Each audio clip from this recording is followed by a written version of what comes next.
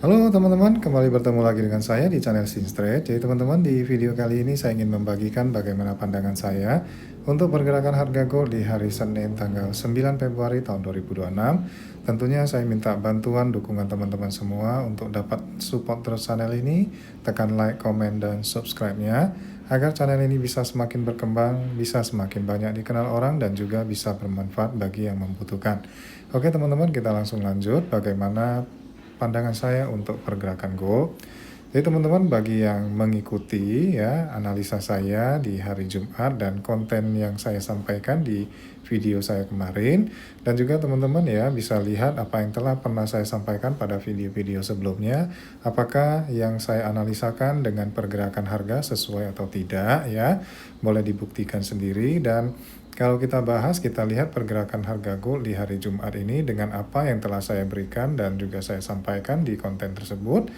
Ya, saya menyampaikan bahwasanya kita telah melakukan buy di areal ini ya. Dan setelah itu benar-benar harga naik ya, menyentuh di area resistan, dan juga ini merupakan areal yang telah saya berikan di mana ini akan menjadi areal sell kita ya. Dan harga bergerak turun. Jadi ketika harga membuat base di sini ya dan membuat order block ya, maka saya menyarankan kepada teman-teman, ini yang saya tambahkan di grup ya, ini tidak ada di konten YouTube karena ketika saya buat ya harga masih berada di sini ya, dan saya nyarankan kepada teman-teman untuk melakukan buy di order block di sini, serta ketika harga menyentuh dan benar-benar naik, saya menyarankan untuk buy lagi di 4840 menggunakan Fibonacci ya. Jadi di sini teman-teman ya, harga ya kita sudah entry di sini, harga benar-benar naik masuk ke area sell ya, dan kemudian harga kembali. Maka ini yang saya bilang, yang saya tambahkan kepada teman-teman di grup untuk melakukan entry kembali ketika harga mencapai di sini dan kembali ya. Setelah kembali ya harga naik, kita dapat lagi ya, dan harga reject lagi. Inilah yang saya bilang, saya gunakan Fibonacci untuk melakukan entry di 4840 dan benar-benar harga naik ya teman-teman ya. Oke, jadi kalau kita lihat di sini yang saya bagikan di YouTube juga ya, harga masuk pas sekali di bibirnya dan turun. Turunnya kalau kita lihat teman-teman ya, dari 4937 sampai ke 4894, lebih kurang hampir 400 pips juga ya. Jadi kalau saja kita ikuti analisa dan mappingan yang telah saya berikan serta area-area entry-nya, mungkin kita tetap profit ya teman-teman ya. Jadi bagi yang masih meragukan, boleh cek saja apa yang telah saya sampaikan pada analisa-analisa saya sebelumnya. Dan saya tidak lupa saya informasikan, bagi yang ingin bergabung dengan kita di grup, silakan chat kita di nomor WA yang ada di sini ya. Oke teman-teman, bagaimana pergerakan harga untuk di hari Senin tanggal 9 Februari ini? Jadi teman-teman, pertama kita harus tahu ya kenapa di hari Jumat harga gold naik, dan telah saya buat judul di hari Jumat yaitu gold bullish oleh data ekonomi, ataupun gold bullish didukung oleh data ekonomi yang ada ya. Dan tentunya pasti ada karena konflik geopolitik ya. Namun yang lebih berperan menurut saya adalah karena data ekonomi ya. Jadi kenapa karena data ekonomi?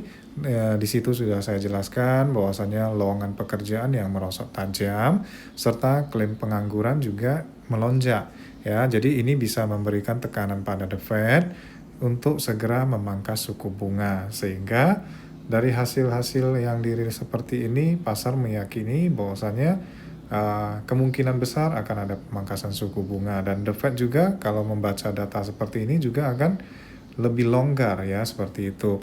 Namun saat ini pasar tidak bisa terlalu agresif ya. Kalau kita lihat dari pergerakannya, pasar tidak berani terlalu agresif. Karena apa? Karena masih ada data NFP yang bisa menjadi sebagai sebuah penentu ya teman-teman ya. Jadi bagi teman-teman yang belum tahu apa itu NFP ya, jadi saya jelaskan sedikit. NFP itu merupakan suatu laporan yang menunjukkan jumlah tenaga kerja baru di Amerika Serikat sana selama 1 bulan terakhir ya teman-teman ya. Namun untuk sektor pertanian, beberapa sektor di lembaga pemerintah ya, itu tidak dihitung. Kenapa namanya NFP ataupun bukan pertanian? Ya, jadi pertama kita harus tahu sektor pertanian itu tidak dihitung karena kalau di luar sana itu kan ada yang namanya musim dingin lah, ada yang namanya musim musim dingin mungkin tidak bisa ditanami ya teman-teman ya. Jadi makanya sektor pertanian itu tidak dihitung karena bersifat musiman.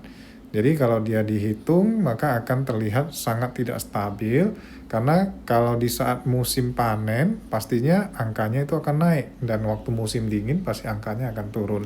Jadi pemahamannya seperti itu ya teman-teman ya. Jadi kalau kita lihat di kalender ekonomi di hari Rabu kalau tidak salah teman-teman, Selasa, Rabu ya. Jadi karena government shutdown kemarin maka NFP ditunda menjadi hari Rabu ya di sini nah. Ya, ketenaga kerjaan non pertanian diprediksikan naik. Ini untuk hari Rabu dan kalau kita lihat di hari Seninnya, di hari Senin tidak ada yang terlalu berdampak ya teman-teman. Jadi kita kembali di sini. Oke, sudah saya sampaikan ya. Secara psikologisnya market tidak mau terlalu agresif. Ya, selain itu kan kita tahu juga adanya pertemuan antara Iran dan AS yang membahas secara diplomatis bagaimana permintaan dari masing-masing pihak.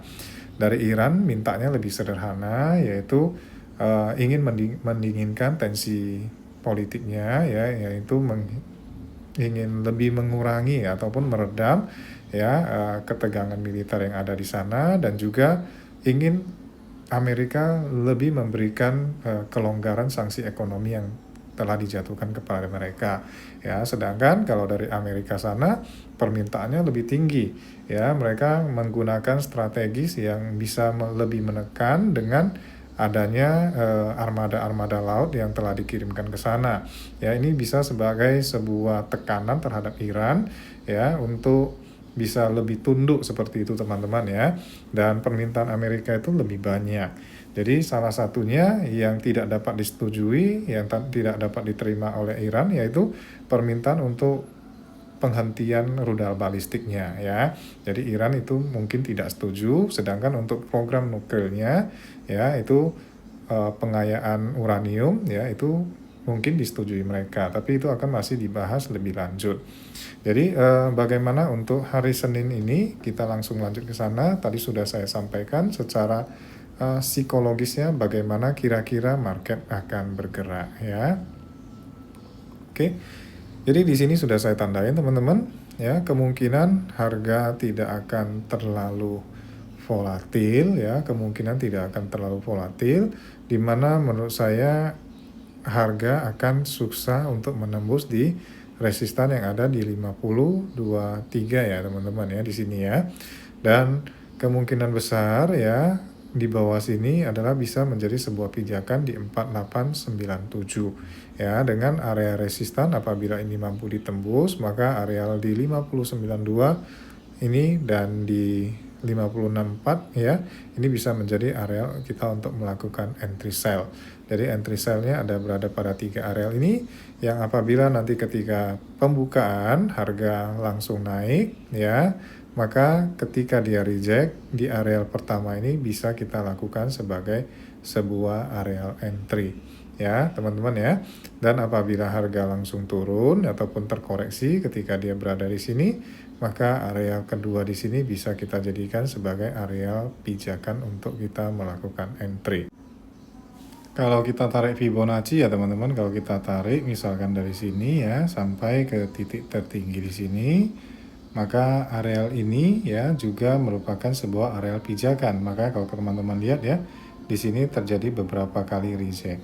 Jadi kalau dia naik ya teman-teman, dia naik ya di sini di 0,68 ini dan juga di garis yang telah saya tandain di sini, bisa teman-teman melakukan entry yaitu di 46 sampai di 41 ya. Jadi menurut saya di hari Senin ini masih akan ada sedikit bullish, namun ada beberapa area resisten yang bisa menjadi sebuah area rejection ya. Jadi mau hati-hati, jangan terlalu FOMO untuk melakukan entry.